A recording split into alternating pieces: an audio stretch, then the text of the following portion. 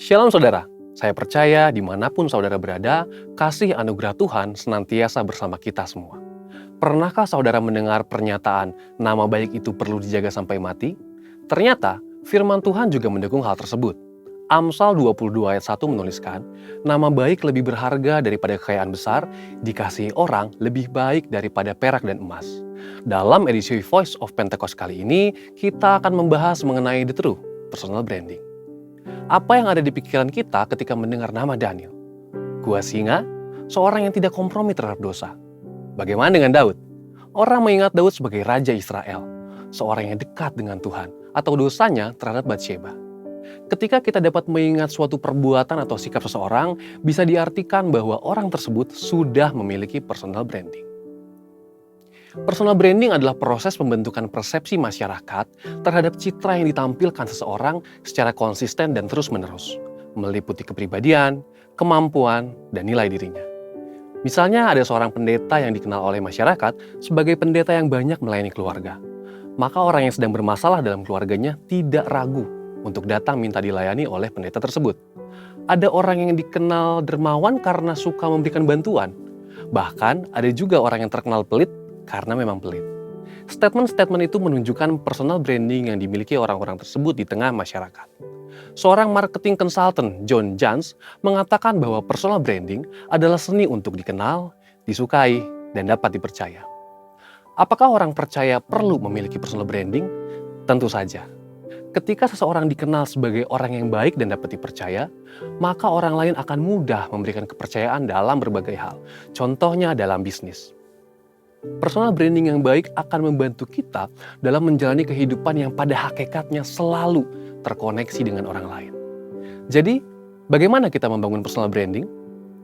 Alkitab menuliskan tentang Daniel, seorang pemuda Yehuda yang dibuang ke negeri Babel. Dengan personal branding yang dibangunnya, Daniel diangkat menjadi wakil raja di suatu negeri asing. Bahkan, Daniel memiliki jabatan itu dalam pemerintahan 3 orang raja yang berbeda. Daniel bisa memiliki personal branding yang sangat kuat karena beberapa alasan berikut. 1. Daniel menjaga kekudusan. Di Babel, Daniel dan teman-temannya diberi makanan dan minuman dari santapan raja. Namun, Daniel menolaknya karena itu dapat membuat mereka cemar. Daniel berketetapan untuk menjaga kekudusannya sebagai umat Tuhan. Ini adalah hal yang menyenangkan hati Tuhan. Yang kedua, Daniel intim dengan Tuhan. Dituliskan bahwa Daniel berlutut, berdoa, dan memuji Allah 3 kali sehari menghadap ke arah Yerusalem. Ini adalah gambaran kehidupan yang intim dengan Tuhan. Seorang dengan posisi dan tanggung jawab untuk menjalankan pemerintahan seperti Daniel pasti sangat sibuk. Tetapi Daniel konsisten dalam segala situasi untuk memberikan waktunya, berdoa, memuji, dan menyembah Tuhan. Yang ketiga, Daniel dipenuhi roh Tuhan. Daniel dapat melakukan hal-hal besar karena dipenuhi roh Tuhan. Ada perkara-perkara yang tidak dapat dilakukan oleh manusia, tetapi Daniel oleh pertolongan Tuhan dapat melakukannya. Contohnya adalah menafsirkan mimpi orang lain.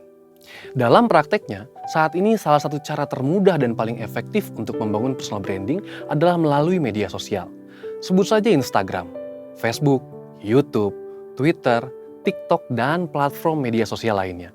Dengan teknologi, kita dapat menunjukkan pada seluruh dunia minat dan talenta apa yang kita miliki, apa saja kemampuan kita, usaha atau bisnis yang kita geluti, dan apa panggilan kita dalam Tuhan. Tentu kita juga dapat menyaksikan berkat-berkat apa saja yang Tuhan sudah berikan. Namun, dalam hal ini, kita perlu memperhatikan motivasi kita.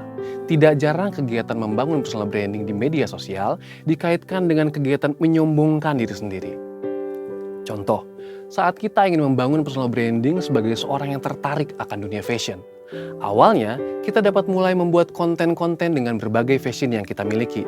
Nah, karena melakukan hal itu, mungkin ada orang-orang yang menganggap bahwa kita sedang pamer atau menyombongkan diri. Dalam hal rohani, kita dapat memposting ayat-ayat firman Tuhan yang kita baca hari ini, foto saat kita beribadah di gereja, atau video saat kita bersama-sama melayani sesama. Yang perlu diingat, yuk kita perhatikan motivasi kita adalah untuk memuliakan Tuhan. Jadi, semakin orang-orang mengenal personal branding kita, semakin banyak orang-orang yang dapat kita layani sesuai dengan talenta dan panggilan kita. Pada akhirnya, saat kita memiliki personal branding yang baik, apapun yang kita sampaikan dalam konteks memberitakan Injil dan memuridkan akan lebih mudah untuk diterima. Untuk penjelasan lebih lengkap dari tim teologi kami, silakan buka link yang ada di atas atau scan QR Code yang tersedia. Tuhan Yesus memberkati.